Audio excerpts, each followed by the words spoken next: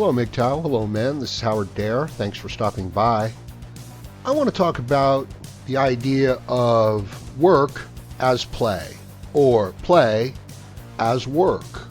I don't think anybody growing up is thinking about how hard they want to work and all the sacrifices that they want to make. They're thinking about what they actually want to do, as opposed to what they need to do. The difference between wanting to do something and having to do something. The difference between needing to do something and choosing to do something. At what point does life become a chore, a job, a sacrifice? Because it can't really start out that way, can it? If it started out that way, I don't mean to be dark, but I don't think anybody would make it. I don't think anybody would survive through any difficulties or anything like that. Some people would. I'm just saying that, it would be really hard. At some point, let me use myself as an example. I wanted to work in computers, no doubt about it. I was very excited about the idea of working with computers, both on a hardware level and on a software level, not so much on an instructional level, on a training level. Another thing that kind of ties into this is working out. Take a wild animal, it doesn't have to work out to stay fit and healthy. There's a lot of interesting situations, comparisons between a wild animal and a human, as far as, physical, biological behavior goes, psychological behavior goes, because they seem a lot healthier. They don't seem to suffer from the psychological problems, from the emotional problems, from the maladaptation problems that humans seem to suffer from. Perhaps these types of problems are a byproduct of an intellect, of a rational mind. This could also explain why more intelligent people are more inhibited in their behavior and what they do. There's more constraints and checks on it. And the less intelligent somebody is, the more free they act, the more animalistic they act, the more they indulge their feelings, even when it doesn't appear to be the smart thing to do. But wouldn't it be great if you could always have that attitude of work as play, play as work?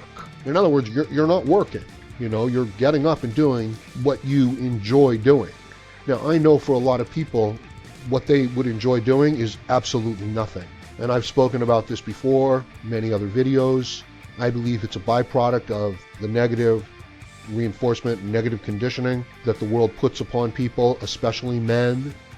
Women's interaction with men now is nothing but negative reinforcement, right? When have women ever stood up and said, these are the great things about men?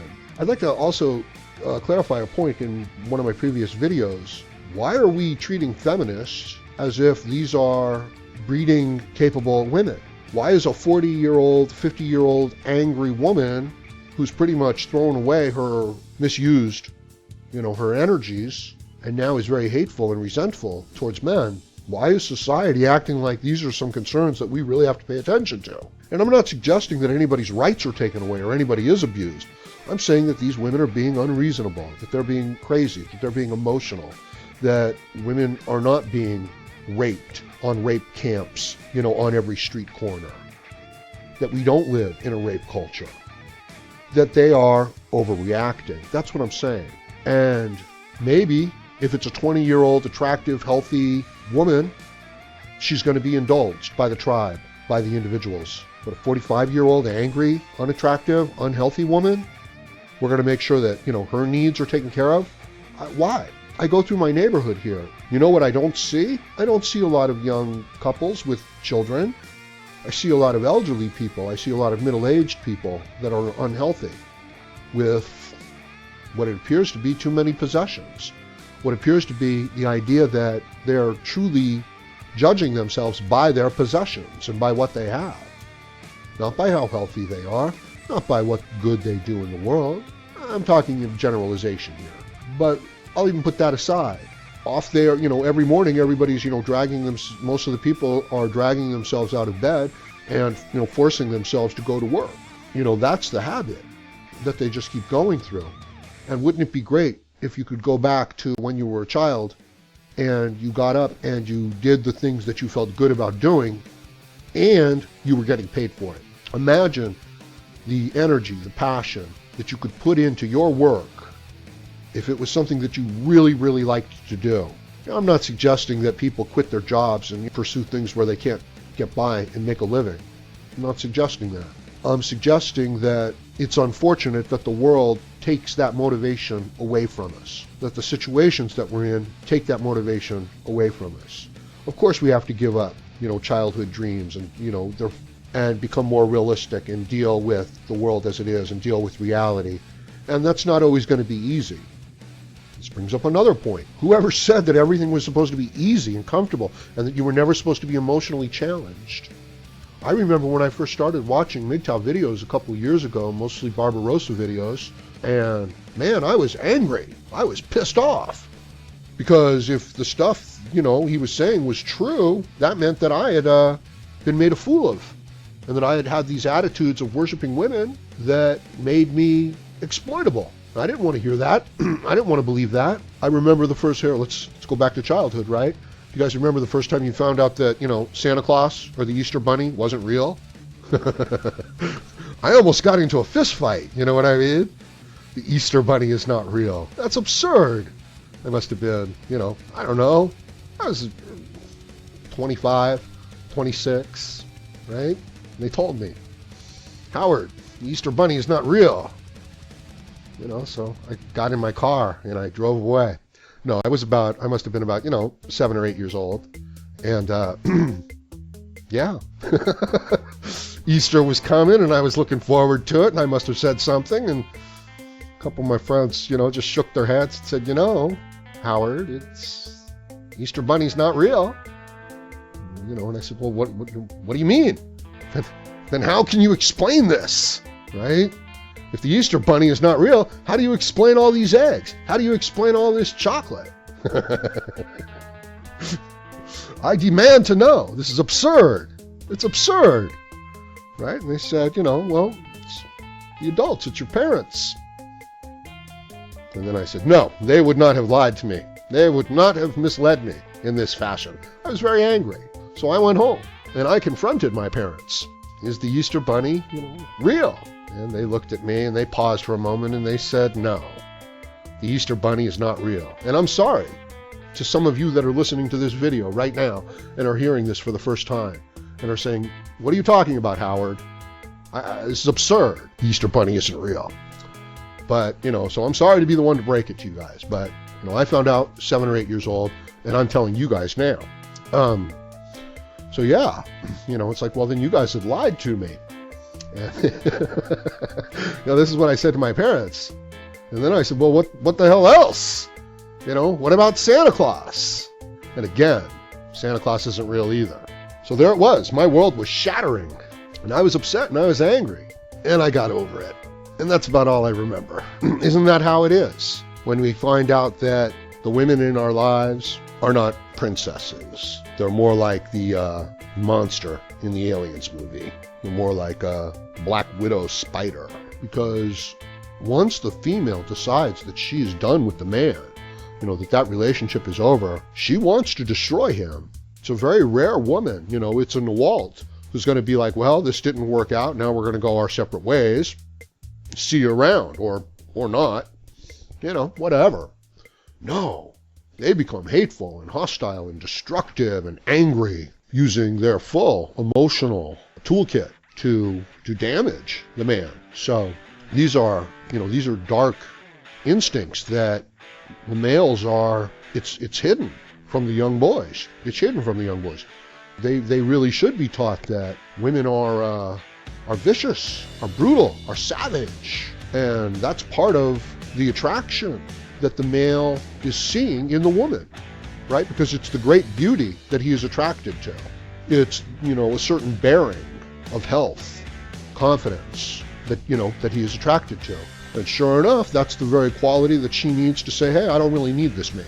I can get a different man. And the tribe really values me.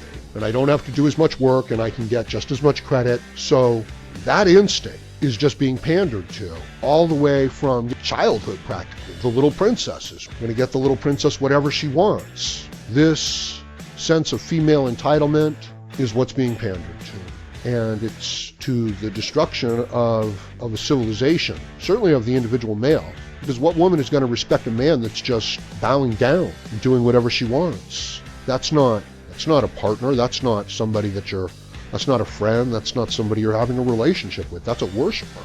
That's like a dog. That's something that, you look down upon. That's disgusting, isn't it? Right? And the guy is so proud, he's like, well, I'm just trying to get laid. Huh. Okay, so fair enough. Fair enough. So you're not actually a slave to that individual woman. You're a slave to your desire, right? And she fulfills the desire. And I say you, and I mean me. Right? And men in general.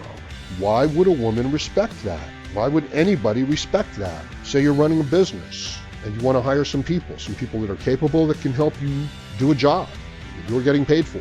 And someone comes to work for you, someone comes and says they want to work for you, and they'll work for you for nothing. They don't have very many skills, but they really like you. It's like, well, that's very flattering, but that's really not what you're looking for, is it? You're looking for somebody who has some serious skills that can help you do a job, and you're willing to pay them, some of the profits that work generates, but only if they can really help you in that work. That's a respectable attitude, so you can enter into, a relationship with that person, and they'll do work and you'll pay them, right? And that should work out really well. But the other situation, that's not going to work out. But men are trained to worship the women, to capitulate to the women, to bow down to the women, or bowing down to their own desire. They do that.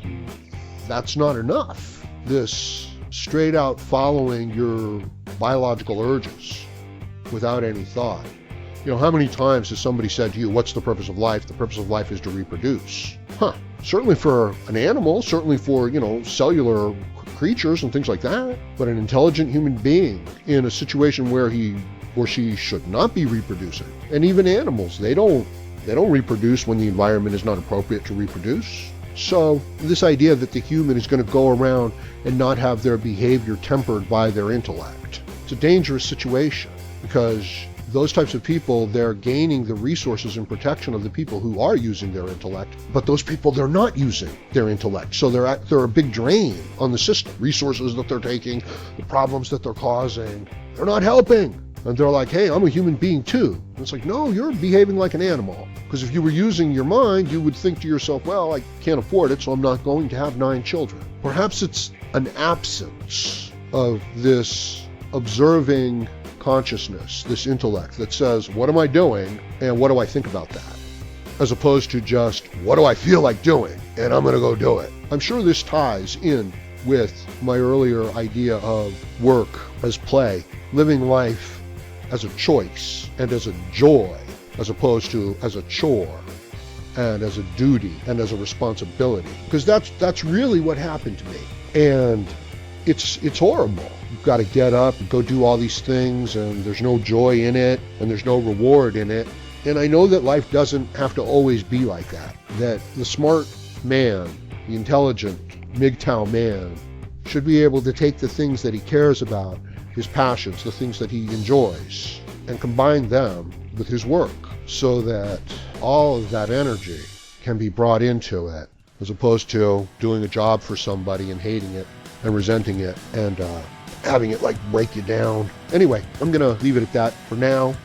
Please let me know what you think in the comment section below. Please like, share, comment, subscribe. Please join me again, Howard Dare, as I hope to have more content for you. Thank you, MGTOW.